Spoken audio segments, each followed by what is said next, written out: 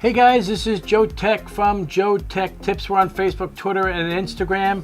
And today we're going to be reviewing the i28. This has a built-in microphone and headphone out. However, I don't recommend using it. But this is the first I've ever seen a microphone built into a keyboard.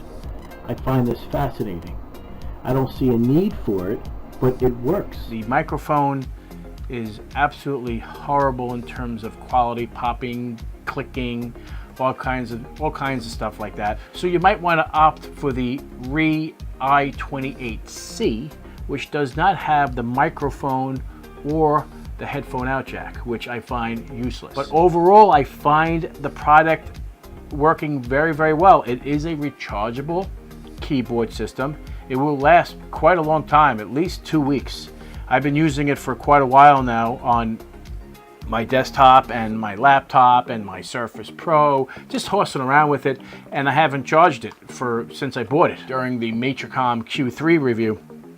So the nice thing is that it does offer the backlight functionality, and it's easily, you can turn it on. It's just a function button and then the light.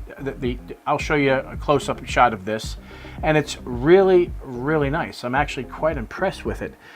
It works quite well, having the ability to the glide point, and because when you're using it like this. So it's similar to typing on your cell phone. So that's the feeling that you're trying to get out of it, is typing it like on your cell phone. It's $30 for this.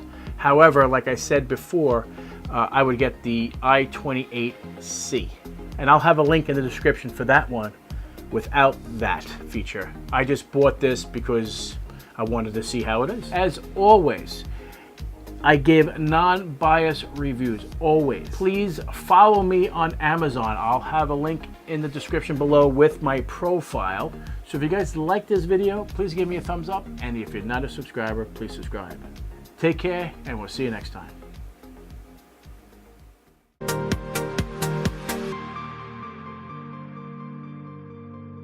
Creative Labs iRaw.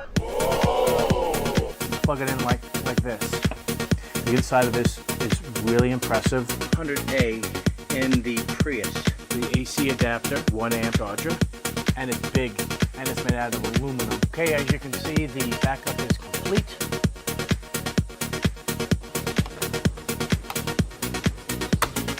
Like so. Now you can create the RAID array. I mean, for the price difference between the two,